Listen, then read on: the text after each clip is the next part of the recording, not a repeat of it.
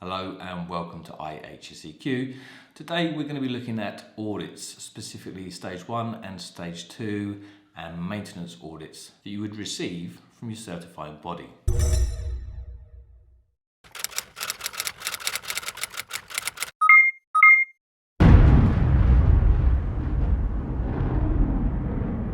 So the first type of audit you're likely to get from your certifying body should be a stage 1, which is like a readiness review.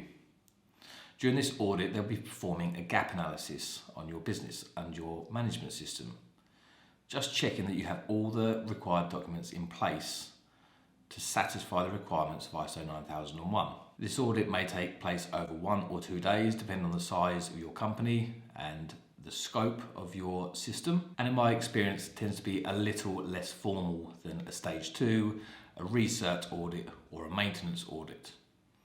It's just to make sure that everything's in place before they do the full in-depth audit to give you your certificate.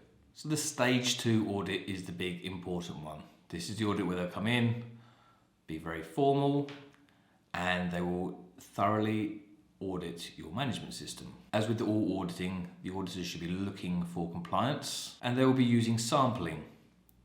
And as I've explained before, sampling is where they will take, normally at random, a few documents to check on. So if you have several thousand records of a customer satisfaction survey, shall we say, they'll probably ask to see 2, maybe 3 of these.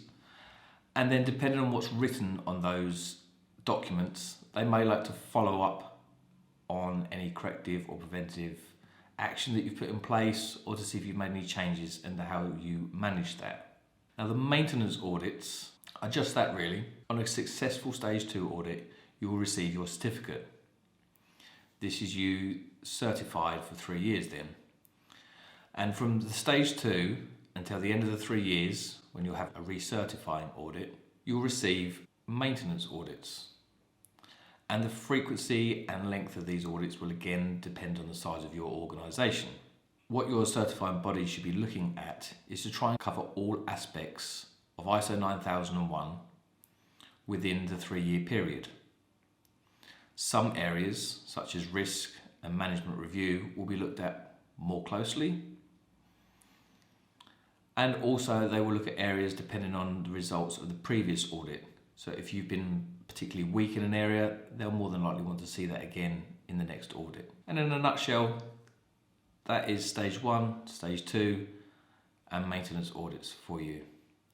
And like I've mentioned, at the end of the 3 years, you will receive a research audit. This will be much more in depth, much more akin to the stage 2, just to check that all the areas they've looked at over the maintenance audits are all in place and all correct, and there's no major issues. Thank you very much for watching this short video. As always, if you have any questions, please leave them in the comments below.